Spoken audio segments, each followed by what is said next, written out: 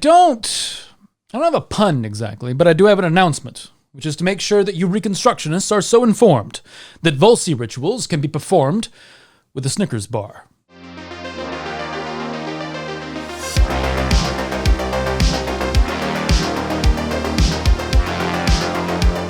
Worship of the gods is a concept that it's a bit of a hurdle for new pagans. It's not simply the overwhelming aspect of just how many gods there are to worship, but how that worship functions in the first place.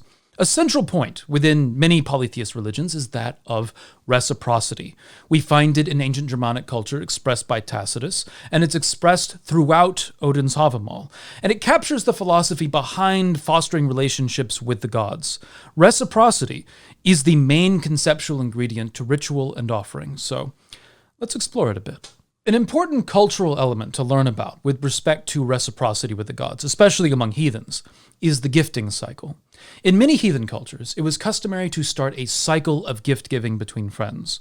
Traditionally, in giving a gift, one was indebted to return a gift. And this wasn't limited to events like our modern celebration of Christmas, right?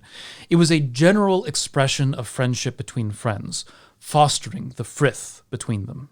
Now, frith is a complicated term, but it's a term that means, broadly, stability, security, and peace. But it's most often translated as peace. A person that you have frith with is someone with whom you have a peaceful relationship. Now, this can be seen in terms of diplomacy between groups, but in the modern context, especially among heathens, it's most often between individuals. Frith between individuals can be fostered in a number of ways, and among them is establishing a gifting cycle.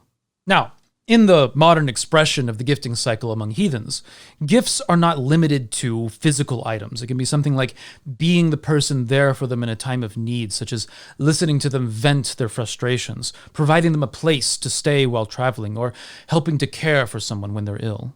The gifting back and forth results in a sort of gift debt of sorts, but this debt is not seen as a negative thing. One responds to this gift debt by gifting as well, tossing the gift debt back and forth, fostering the relationship between the two of you as a tangible demonstration of that friendship. If you do not return the act of gifting, the cycle stops, or is no longer a cycle, but a one-sided effort. And one-sided efforts get to a point where it's no longer a friendship. The basic idea of the gifting cycle is what informs reciprocity with the gods, as it is very similar to that reciprocity between friends. In ritual, a major component is offering to the gods. This is seen as the human element of the gifting cycle and the initiating of reciprocity on our end with the gods. This would be in return for gifts that the gods have given to us, such as rain on the crops, a good harvest, or a successful hunt. So, in the modern context, one might give sacrifice in thanks for a successful venture or the return from a dangerous trip or something along those lines. Now, I've mentioned before on this channel that I held a ritual to Sif upon moving into this home. The opportunity in finding a house is seen as a gift from Sif. And in return for this gift, we held a ritual and an offering to Sif, who I see as a goddess of hearth and home. The ritual was held here by a couple of friends, among them Wolf the Red and Wind in the World Tree, and an offering of bread was given, as Sif is commonly associated with agriculture. This gifting cycle with the gods should not be seen in transactional terms. Just because you give a gift does not mean you are owed the gift that you specifically want.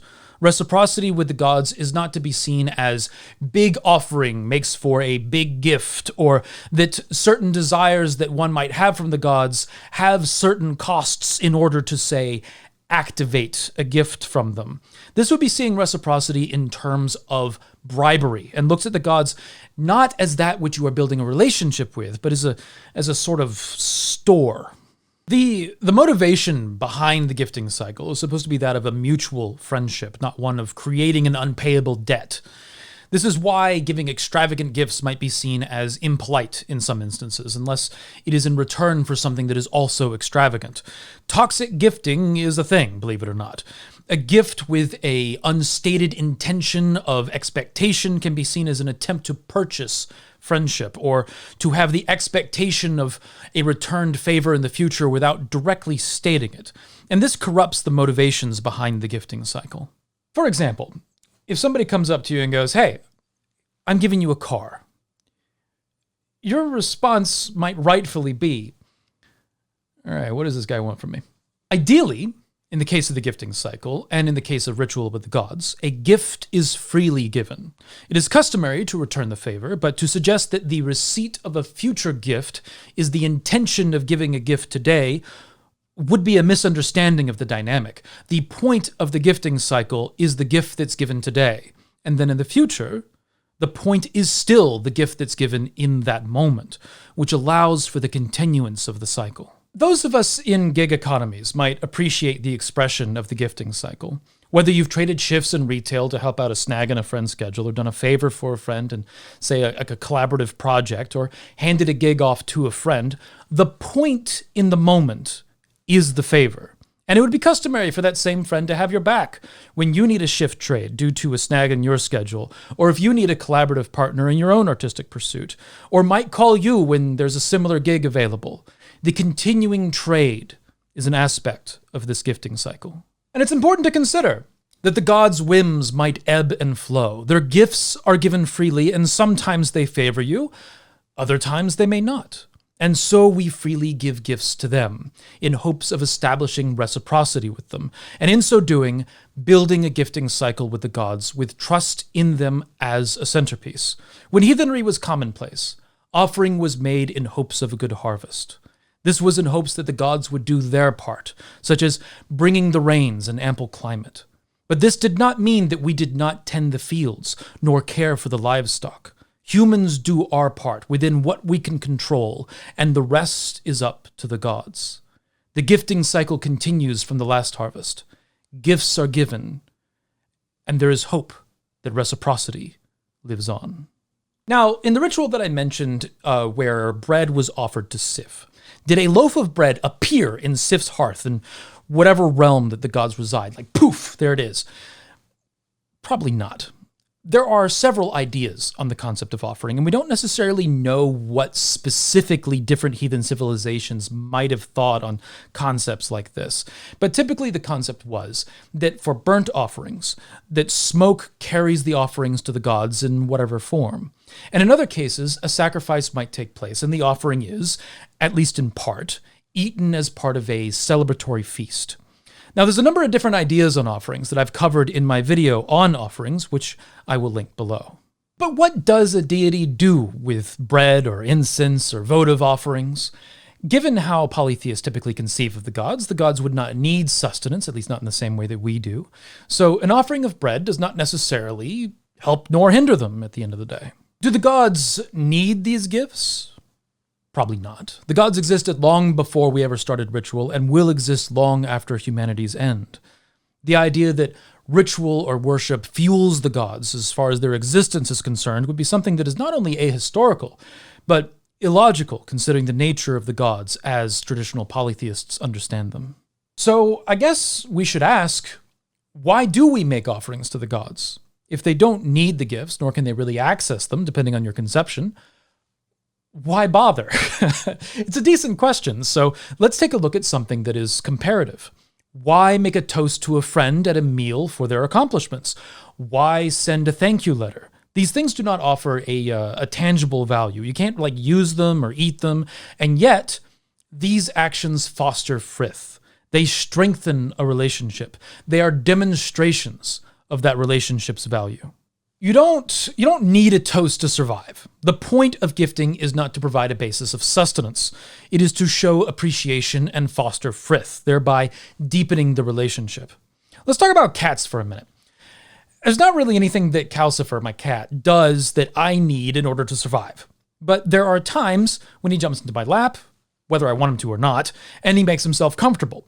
And then he purrs up a storm in order to express his contentment. And to be honest, no matter what mood I'm in, I think that's pretty great.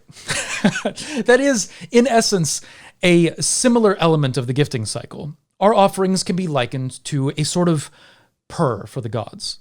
Some fellow heathen YouTubers, Wolf the Red, Wind in the World Tree, myself, and some others that you may have seen on this channel, we form a local group. And in that group, there are some practices that we share in common. And among them is the ending to our prayers in cases where an offering has been given. It's a short outro that expresses the perspective of reciprocity as a polytheist, and I think it makes the point, so I'll say it here. From the gods to the earth to us. From us to the earth to the gods. A gift has been given. So let it be. The opening, from the gods to the earth to us, articulates that it is the gods who initiate the gifts. The Poetic Edda records that the aspects of the soul, including the breath of life itself, are gifts from the gods. They provide the sunlight of our day, the rain for our crops, and it can be said that the gods often provide to us through the earth. The second point is from us to the earth to the gods. Offerings that are burned or buried are our gifts to the gods. We might build altars to show our hospitality to them in our home. These are our cat's purr to the gods and showing our appreciation through our part in the gifting cycle. These offerings and gestures of appreciation are represented in material and may be burned or deposited in the soil. These go to the earth and then to the gods. At which point we simply state, a gift has been given. The gods' actions and response are then thereafter their own. What their response may be is outside of our control and is completely up to them. The cycle may continue, and for our part, a gift has been given. So let it be. But with that, hail to my patrons for making this content possible. It's good to have people at your back. Smashing the like and subscribe button are acts of reciprocity for videos I create in the hope that you might enjoy them. Ring the bell if you want to be kept posted for more heathen content, and remember to find a way or make one.